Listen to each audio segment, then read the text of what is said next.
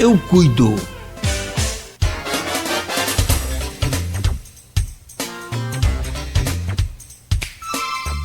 Oito horas em Campos, estamos de volta ao vivo com o Folha no Ar, ao vivo aí pelas redes sociais, pelo Face, pelo YouTube, Instagram, você pode acompanhar também pela Twitch TV. Esse programa daqui a pouco estará em podcast e logo mais reprise na Plena TV. Tempo bom em Campos, temperatura chegando aí já à casa dos 24 graus. Bom também é o movimento, é o trânsito agora pela área central. A 15 de novembro segue totalmente interditada para conclusão ali das obras naquela área onde o dique foi rompido. O programa Folha no Ar tem o oferecimento de Coagro, Proteus, Unimed Campos, Laboratório Plínio Bacelar e Vacina Plínio Bacelar. Hoje estamos conversando pela ordem de sorteio com o Carlos Eduardo Rezende, o professor Carlão, professor e candidato à reitoria da UENF, e a gente abre esse bloco agora pedindo ao Edmundo Siqueira para que traga aí esse tema importante também relacionado à UENF, que está agregado o Solar dos Jesuítas, Vila Maria, essas pesquisas e interação aí com o município. Meu caro Edmundo, por favor.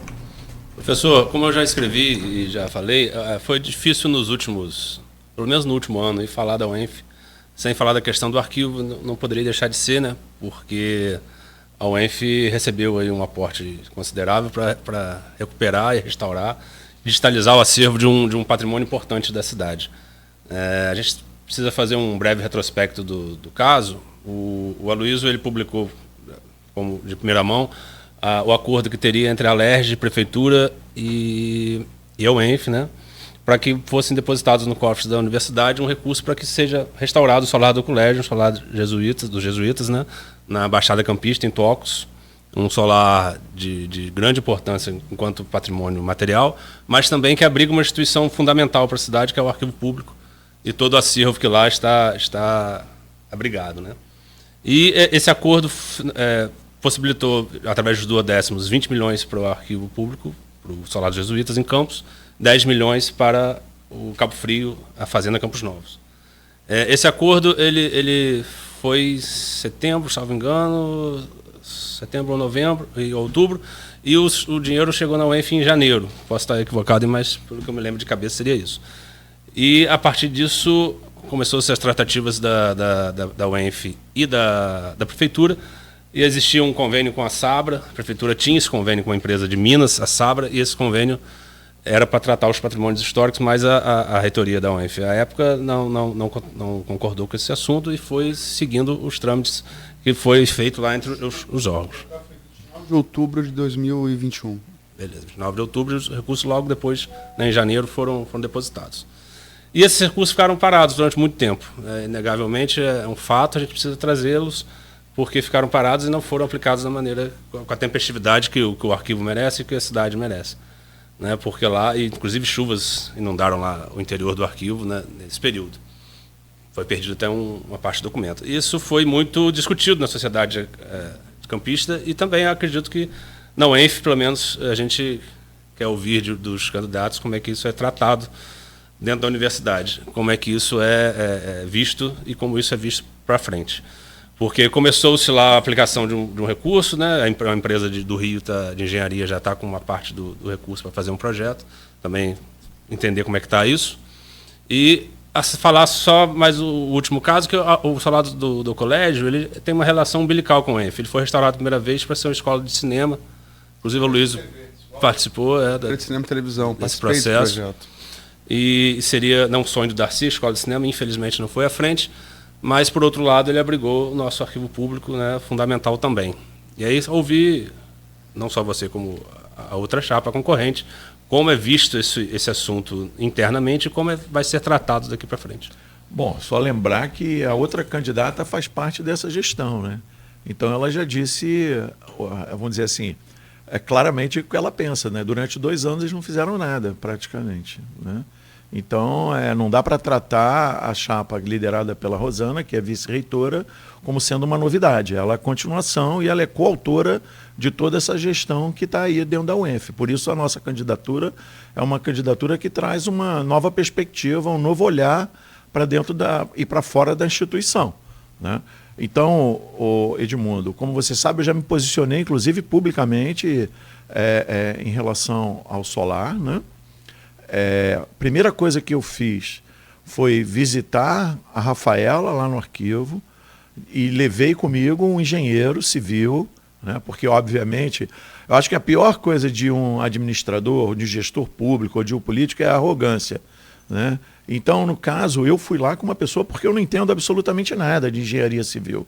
E eu levei uma pessoa que, caso, obviamente, a gente, no dia 19, a gente saia consagrado como o próximo gestor da UENF, vamos tratar desse assunto com o devido respeito e resgatar toda a relação que a UENF tem. Inclusive, o lugar ali é espetacular para a gente fazer reuniões e seminários.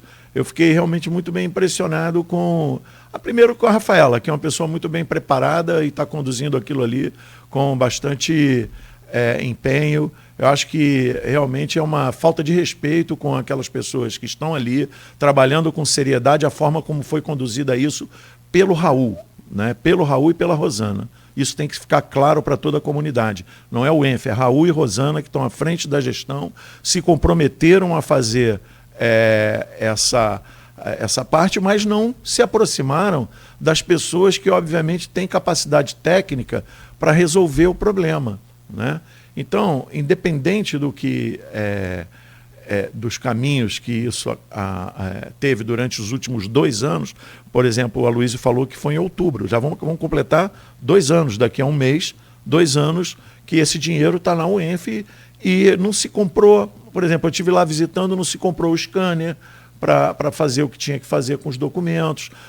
Agora estão contratando bolsistas, sabe? Isso aí poderia ter sido feito independente de qualquer coisa, sabe? Licitar material para aquisição lá e para salvaguardar os equipamentos, né? Podia ter sido feito no tempo zero, recebeu o dinheiro, faz a licitação, porque a parte de engenharia, obviamente, eu entendo que demoraria um pouco mais, mas inclusive teria que estar com pessoas qualificadas do lado dele para resolver essa situação, né? E fora isso expôs negativamente a UENF diante da comunidade. Isso para mim é uma coisa muito séria, porque o nome da UENF ficou realmente em uma situação onde uma pessoa se comprometeu em nome da instituição, mas não envolveu o corpo técnico qualificado para resolver essa situação. Portanto, nossa visita ao Arquivo Municipal foi dizer a Rafaela e toda a equipe liderada por ela que, ganhando a eleição, nós vamos nos dedicar, a partir do dia 20, a todas as questões que são relativas às pendências que a UENF tem com o Arquivo Municipal e com outras questões que, obviamente, serão necessárias e serem tratadas a partir de 1º de janeiro de 2004. Então, nós estamos empenhados em resolver isso e mais. Quero levar atividades, seminários, para que as pessoas conheçam o Arquivo Municipal, aquela área belíssima, aquela construção belíssima que tem lá. Fazermos seminários de várias áreas, não é só da área de ciências humanas, mas também nas áreas que a UENF possui. Um lugar muito agradável de se fazer. A única coisa que eu falei para ela é que a gente tem que botar um ar refrigerado, que ali é muito quente, né? Eu estava ainda nesse período, eu fui lá, fiquei totalmente suado. Mas o Paulo Maia, que esteve lá comigo visitando, já estava vislumbrando a questão da refrigeração daquela área, porque realmente tem que preservar algumas questões por ser um patrimônio histórico. Então, tem que saber onde colocar as máquinas, fazer toda uma... Até mesmo porque para preservar os documentos, né, que estão ali. Não dá para... Nesse lugar nosso aqui, com essa temperatura e com umidade, aquilo ali é um prato cheio para desenvolvimento de fungo e de outros micro-organismos que podem comprometer todo aquele acervo de material. Então, pode ter certeza que, estando na gestão, o nosso olhar para o arquivo público vai ser ampliado para que ali a gente tenha uma vida de atividade cultural, científica intensa. Cada um dos pontos que eu queria tratar seria também esse. A Rafaela, você esteve lá no arquivo, você presenciou, eu já fui lá diversas vezes. Eu acompanho o arquivo o Solar, né, a questão do patrimônio jornalisticamente há algum tempo, e Rafael também é uma pessoa de minha amizade pessoal. Eu conheço a realidade daquilo ali e sei que, como você falou, a climatização é essencial e também a questão de segurança. Tocos, ele está num lugar isolado, um lugar que está, né, que não tem tanta infraestrutura perto. E isso compromete não só o acervo importante que está lá e o prédio, quanto os funcionários, quanto a equipe que está lá. É uma equipe muito aguerrida, muito profissional que está ali, muito apaixonada. Então, eu queria saber de você como candidato, como a UENF pode ocupar aquele espaço. Você já deu uma introdução, mas como que a UENF pode, a partir disso, considerando que o recurso seja utilizado, porque cabe uma questão. A digitalização dos documentos, do acervo, que eu acho que é um dos pontos principais ali, ele só pode ocorrer depois do restauro. Isso. Porque são equipamentos caros, ele não pode ficar ali daquele modo, tanto de climatização quanto de segurança. Então, se o recurso for aplicado, bem aplicado, considerando isso, ele vai ser preciso o posterior a isso, que é a ocupação, que é a manutenção daquele espaço. E como que a UENF pensa em ocupar aquele espaço? Se pensa em ocupar formalmente, se pensa em ocupar de maneira, como você falou, levando seminários, levando cursos. Enfim, como a UENF pensa o pós aplicação de recursos, como a UENF pensa esse caso ali, porque é também uma fonte de informação riquíssima para qualquer universidade, né? Lógico. Eu vejo o seguinte, Edmundo, você colocou um ponto que você tem razão, essa questão de termos os equipamentos numa fase onde já está tudo realizado. Mas a UENF poderia ter disponibilizado uma área dentro da própria instituição para que esses acervos que pudessem ser deslocados, pelo menos parcialmente, para a digitalização, iniciassem. É lógico que existem alguns documentos que talvez não devam ser deslocados, mas isso caberia a Rafaela e ao corpo técnico dela lá avaliar. Mas a gente já poderia ter começado um trabalho de digitalização desses documentos. A questão essa aí é um exemplo de parceria público-público. Seria que a gente teria que chegar, obviamente, junto com a prefeitura, conversar com o prefeito, com os secretários que, obviamente, estão envolvidos ali no arquivo, junto com a Rafaela, e estabelecer essa relação. Como a gente poderia colaborar de uma forma onde a UENF é aquela história. Eu não posso entrar no espaço de alguém e determinar o que eu vou fazer, né? Eu tenho que respeitar, obviamente, a Rafaela, toda aquela equipe, respeitar a prefeitura, mas dizer, se obviamente nós vamos ser parceiros, qual é o tipo de parceria que a gente pode realizar, né? E propor uma cogestão, não sei, isso aí eu tenho que conversar, obviamente, a partir do dia 20, se eleito, conversar com o prefeito, com a Rafaela e ver aonde nós poderíamos colaborar ativamente e ver se é de bons olhos que eles entendam que a gente compartilhe da gestão e participe ativamente daquilo ali, não só fazendo a reforma, né, mas usando e trabalhando para que aquele espaço seja potencializado em ações na área de ciência, pesquisa, cultura. Essa é a minha perspectiva. E se a gente puder contribuir com aspectos de segurança, patrimonial, coisas desse tipo, ampliando os projetos de extensão lá. Ela me falou, por exemplo, que ela não poderia coordenar um projeto de extensão. Essa é uma coisa que dá para ser tratado dentro do âmbito da Pró-Reitoria de Extensão, entendeu?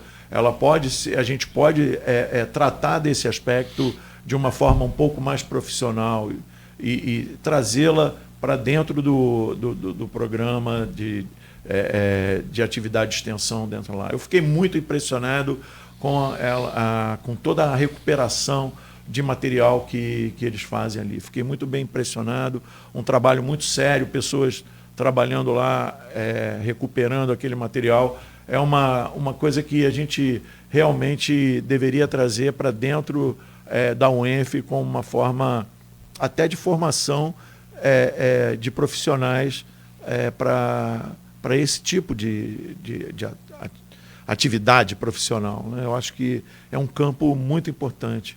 Enfim, é uma coisa que tem que ser discutida, mas eu vejo que a UENF pode sim ir além de estar responsável pela recuperação do patrimônio. Carlão, Você você frisa isso, que está na UENF desde o início. Eu não vou dizer desde o início, mas ali um pouquinho depois eu entrei ali também para participar desse projeto. Eu fiz para auxiliar de fonoteca na Vila Maria, e daí fui transferido para a BCTV, onde tive oportunidade de trabalhar com Orlando Senna, Geraldo Sarno. Gente assim, Geraldo Sarno morreu há pouco tempo, né? Figura da melhor qualidade, grande cineasta brasileiro. A coisa não foi à frente. Tinha disputa com a UF, não interessava, ou ia fazer para a hotelaria, que era um sistema de internato como uma escola de Cuba. Você ia fazer, por exemplo, fossa, não podia porque tinha um cemitério de escravos negros, ia um pouco para baixo o cemitério índio. Então, o entorno ali é complicado para você fazer obras. Mas a Vila Maria, desde aquele momento, eu me lembro que o Geraldo Sarno, na expectativa de vir à escola de cinema, estou falando de 94, 95, ele fez o quê? Ele era um cara que era do streaming, né, do cinema brasileiro. Ele trouxe vários profissionais de roteiro, de curso de interpretação, iluminação, fotografia, montagem.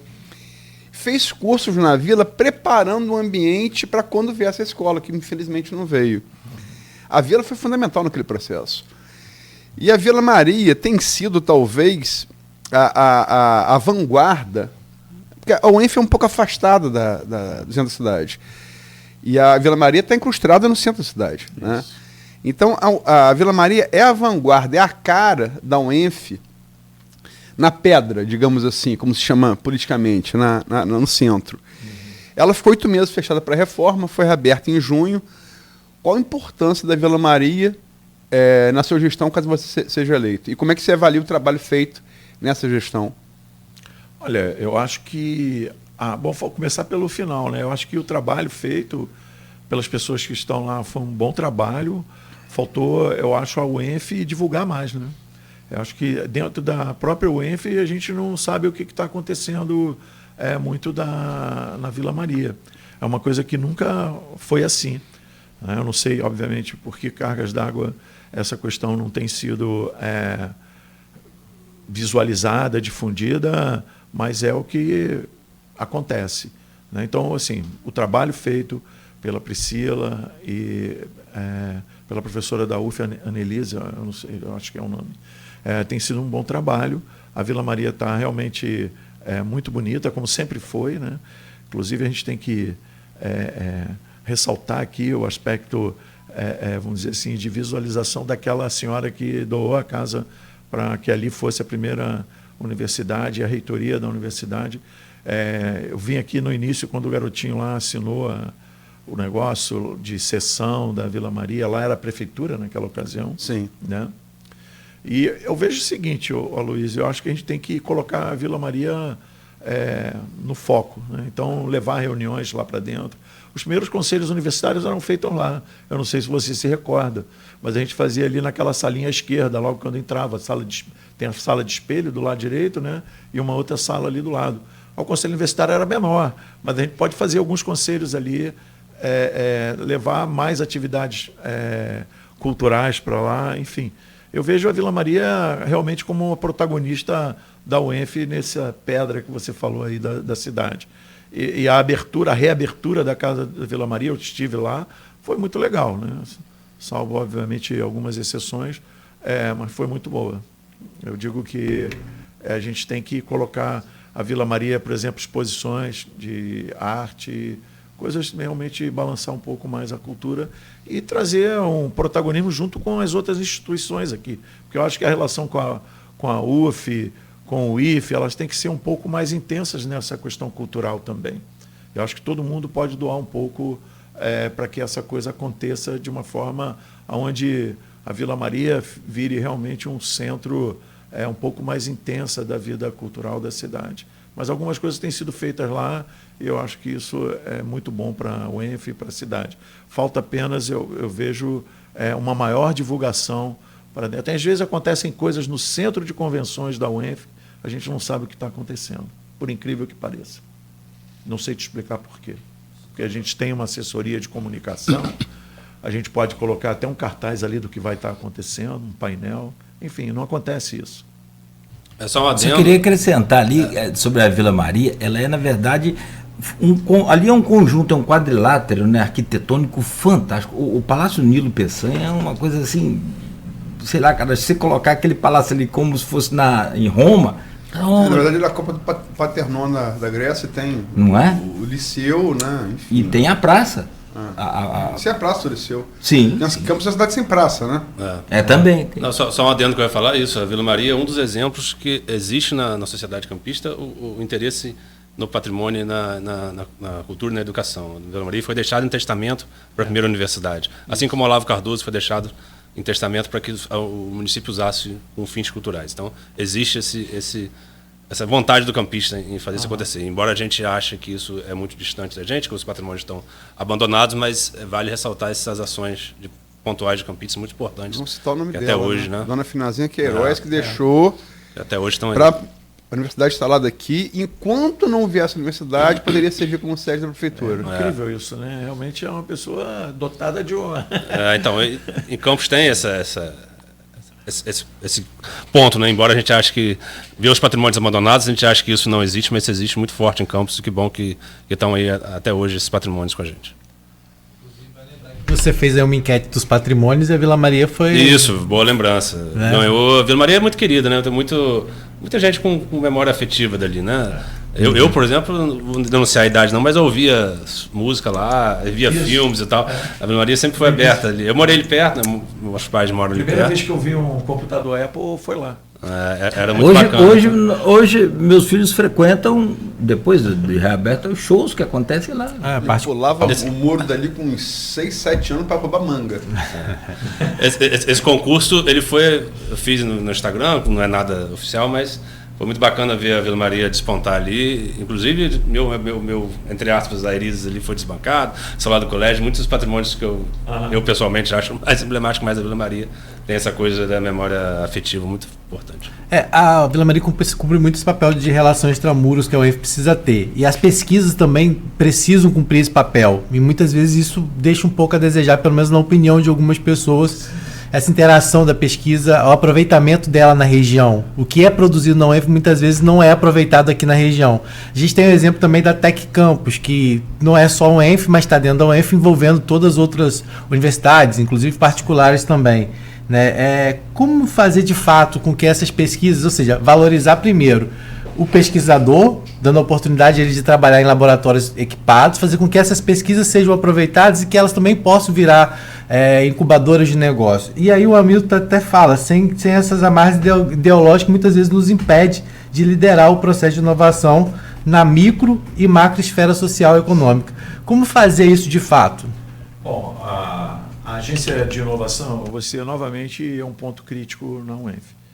Né? Durante 8 anos, a agência de inovação não fez o dever de casa. Tá?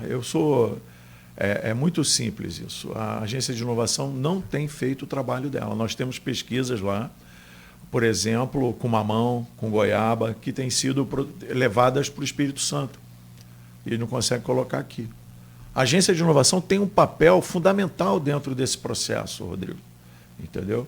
E ela não tem feito isso durante os últimos 8 anos. Então, não é possível que uma instituição que tenha pesquisas nessa área agrícola, inovando, né? Mas tem sim, temos empresas que estão fazendo o trabalho dela, produzindo sementes de feijão, entendeu? Sementes de milho, que têm sido procurados por produtores de outras regiões. E aqui não se sabe. Então, falta exatamente isso, mostrar, né, que existe essa possibilidade de diversificação da agricultura local, com produtos que estão sendo feitos aqui. Né? Então, quando nós fizemos o nosso plano de gestão, foi até alvo de crítica durante o debate que nós fizemos lá, você só tem 6 pontos. Eu prefiro eu prefiro propor de menos e fazer mais, do que propor de mais e fazer de menos. Então, quer dizer, né, quem pode mais, pode o menos, mas o contrário não é verdadeiro. Então, ali são 6 pontos que eu considero fundamentais. Inclusive a adequação da agência dentro da própria lei, que mesmo não estando aprovada, né, ela precisa estar adequada.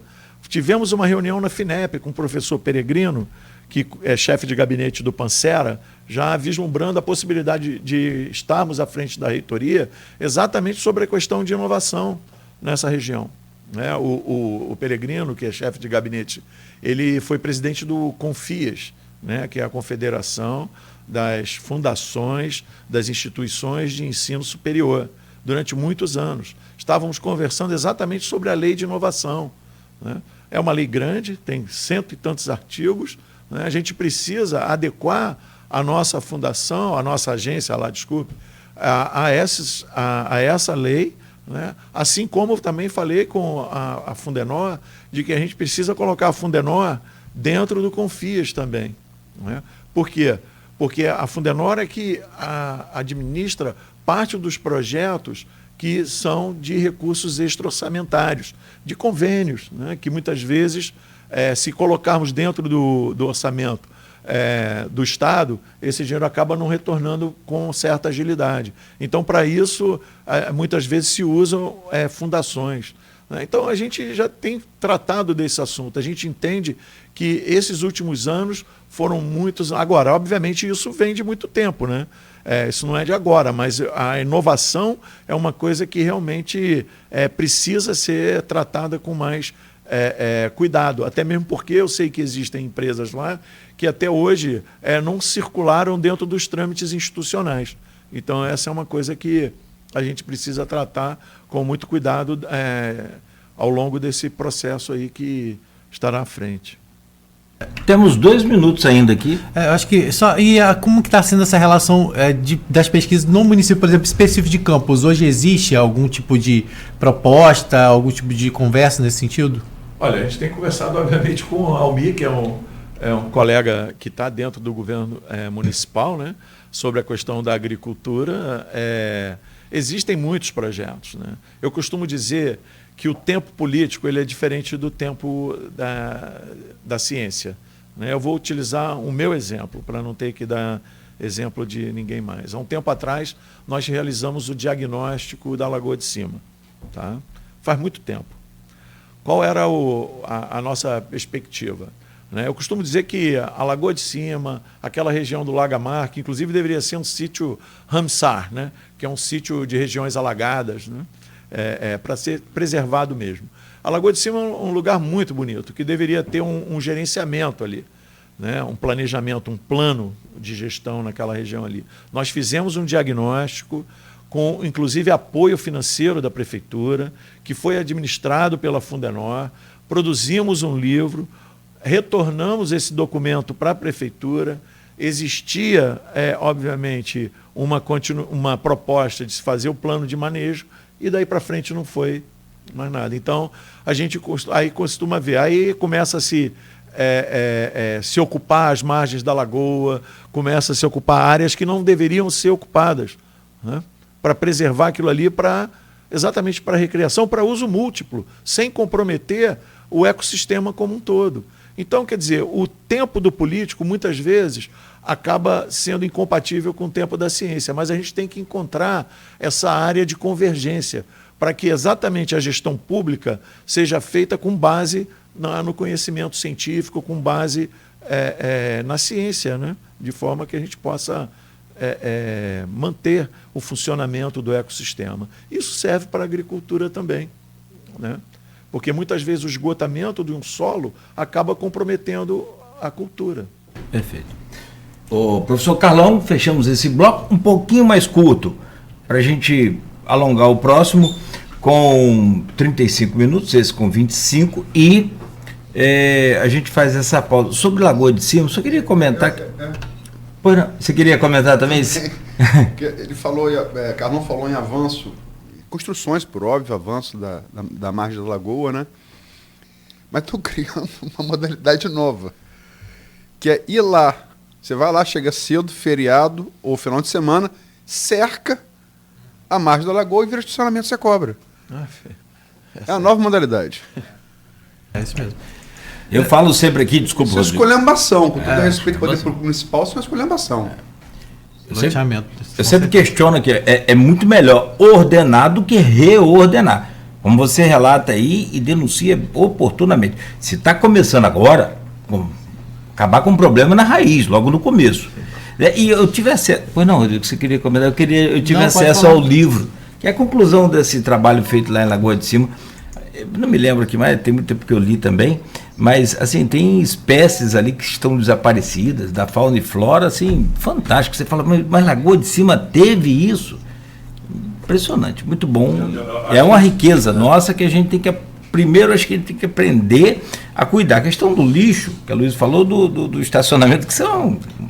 mas isso é sério, tá? É muito complicado. Qualquer um que está aqui nesse estúdio, ou que esteja me ouvindo ou me vendo, pode constatar isso em qualquer feriado, final de semana, com sol de Lagoa de Cima. Você não recebe aquelas imagens de grupos de WhatsApp toda hora com... E quando não estão nesses estacionamentos aí irregulares, os caras estacionam na pista ali, e se precisar de passar um ônibus, meu amigo, você esquece. Uma ambulância ali, se precisar, também esquece. Eu acho que esse é um dos pontos principais de tudo que a gente está conversando aqui. A UENF, a gente falou muito em extensão, né, todos que a gente está falando aqui, mas a gente pesquisa científica, que é o âmago da UENF, né? E a pesquisa, mesmo motivada ou não, né, solicitada ou não, a UENF tem esse papel. Porque como vai ser feita a Lagoa de Cima, por exemplo? Né? Tem que ter um estudo, tem que ter uma base científica. E aí é a grande questão. Só para ficar claro, esses comentários não estão dentro do tempo do Carlão, tá? São comentários nossos que não se somam para aquele de amanhã. E aí, só falando essa questão do tempo da pesquisa em relação a muitas vezes a ser colocado em prática pelo poder público, a gente tem um exemplo, por exemplo, em Jatafona, que já foram feitos 3 estudos e agora está tendo que ser feito um novo estudo, porque demora-se tanto tempo para aplicar aquele estudo que ele depois perde a validade. Ou seja, gasta-se dinheiro com estudos, com pesquisas, investimentos são feitos e não são colocados em práticas, e agora está falando por conta de todo o processo, né? Já é outro cenário hoje, está tendo que ser feito um novo estudo.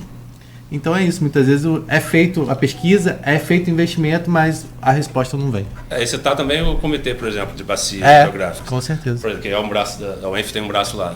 É feito um estudo e esses estudos são bases para legais, por exemplo. Então, assim, um dos estudos deles limitaram um pouco a questão da água do Paraíba para São Paulo. Fizeram um estudo da necessidade e tal. Então, assim, é importante a UENF estar presente nessas discussões. Perdeu, por exemplo, parte do nosso recurso hídrico, do nosso Rio Paraíba, tão importante para a gente. E a gente, se não tivesse esses estudos, não tivesse a base científica, a gente não tem como se defender, né? Prezados, deixa eu fechar aqui então. Mais alguma coisa? Tudo bem? Rapidamente a gente faz essa pausa bem curtinha e volta então com a chave virada aí para outros temas importantes já divulgados aqui, com essa entrevista aí, hoje com o professor Carlos Eduardo Rezende, professor e candidato a reitor da UENF. Amanhã a outra chapa também estará aqui com sua representação, a Rosana Rodrigues. Voltamos a seguir no oferecimento de Coagro, Proteus, Unimed Campos, Laboratório Plínio Bacelar e Vacina Plínio Bacelar.